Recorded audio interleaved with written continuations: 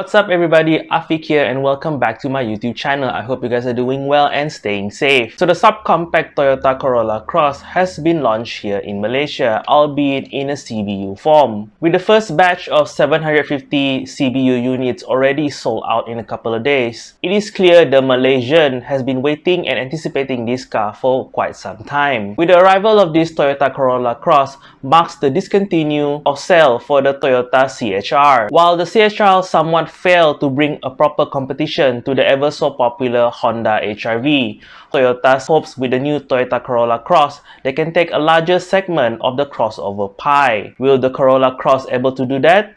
Without further ado, this is ABB Automotive.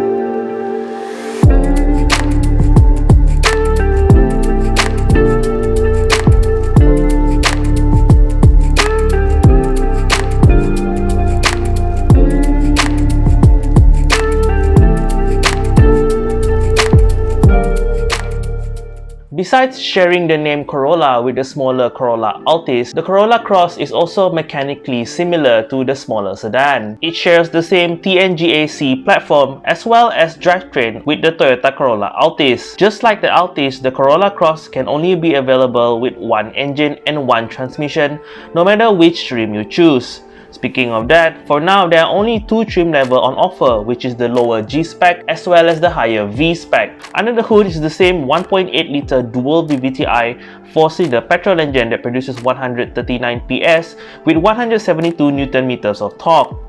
That power is sent to the front wheel only via a 7-speed CVT transmission. The only slight difference between the Corolla Cross and the Corolla Altis is the usage of torsion beam on the Corolla Cross in the back compared to the independent setup found on the Corolla Altis. In terms of exterior design, the Corolla Cross shares nothing with the smaller sedan sibling.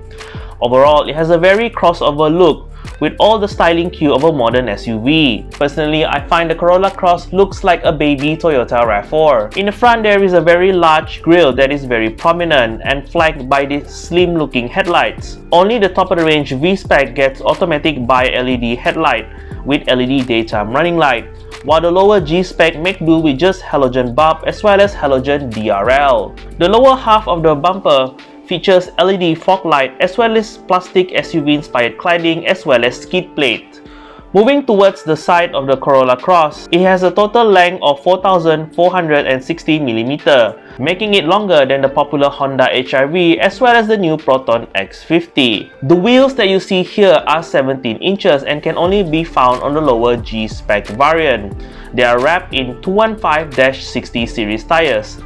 The upper V-Spec on the other hand gets a nicer looking 18-inch dual-tone alloy rims wrapped in 225-50 series tires. It is at this angle that you can see the resemblance of the Corolla Cross with the larger RAV4 sibling. This is especially thanks in part due to the chrome strip that run at the top of the window frame from the base A pillar all the way to the D pillar. There is also a black king at the A pillar and the power folding outside mirror is mounted at the base of the windowsill. Lower down, the typical plastic body cladding and the ones around the wheel arch mimics a certain SUV from another manufacturer. Lastly, the Corolla Cross features a prominent wheel arch that gives the car a rather wide and muscular look. Moving to the back, there is nothing in particular that stands out. The design is pretty clean and expected of a Toyota. The rear tail lamps are bulbed for the G-Spec while the V-Spec gets a LED combination. There is a larger and more prominent body cladding and skid plate located at the back. Lastly, the wiper is mounted on the rear glass, and all variants gets this kick-to-operate power automatic tailgate. Moving from the exterior to the interior, the dashboard design and layout looks very identical to the smaller Altis. Soft touch material are found on the dashboard as well as the armrest. In the center, there is a 9-inch touchscreen infotainment system that supports both Apple CarPlay as well as Android Auto. That same screen also doubles as a 360-degree camera display. The interior feature on both the V and the G spec variant are fairly similar. Both variants gets this black leather upholstery as well as an 8-way power driver seat. The leather-wrapped multifunction steering wheel can be adjusted tilt and telescopic for maximum comfort. All cars get single-zone automatic climate control, a 4.2-inch TFT multi-info display, a front digital recorder, and a 60/40 split folding rear seats.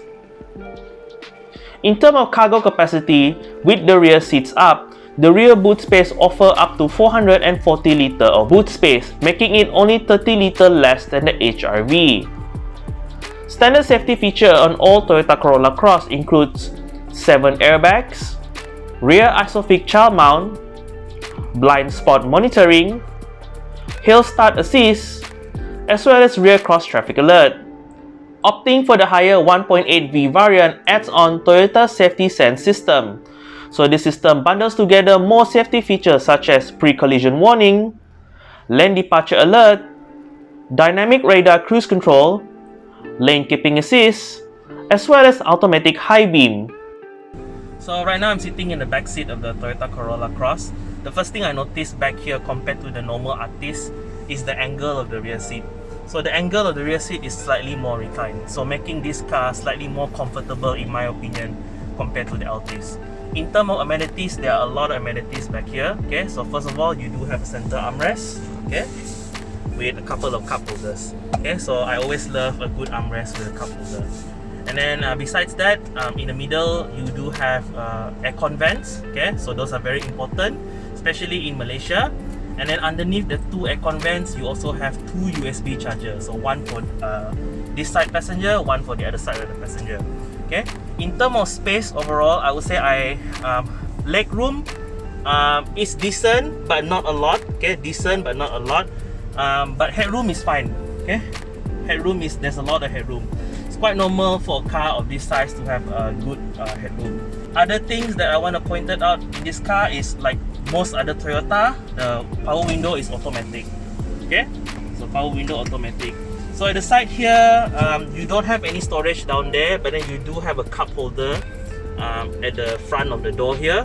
And then in terms of map pockets, there's only one map pocket behind the passenger seat. Okay. Other features on the car is the headliner is black, and then there's a grab handle over here. And I like that the grab handle is this pull down style. Okay.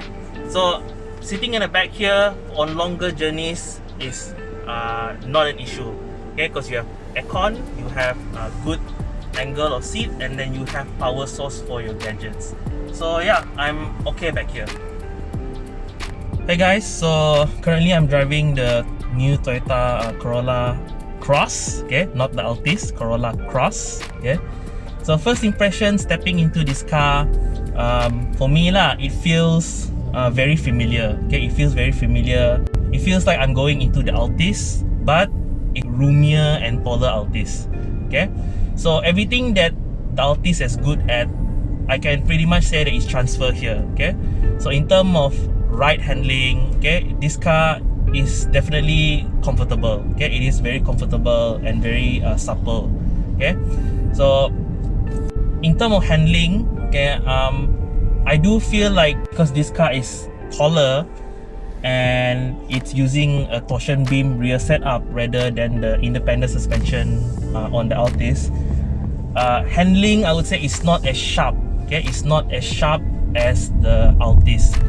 But then in terms of noise insulation, I would say also this cabin is quite silent.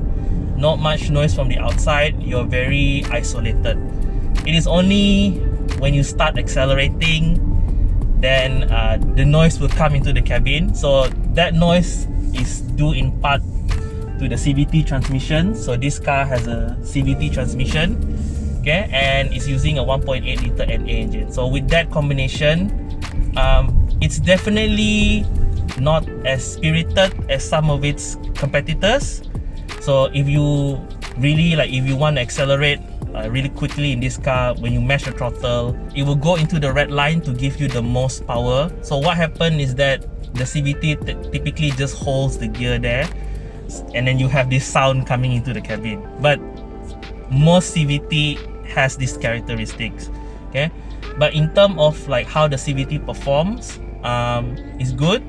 Like the reaction time when you mash the throttle, it gives you the higher ratio as fast as possible, so I'm okay with that. In general, I feel like this car is more suited for family, okay, for family use, because you have a lot of room, okay. That's the purpose of the Corolla Cross, okay. It gives you more practicality and more space over the sedan, the Altis.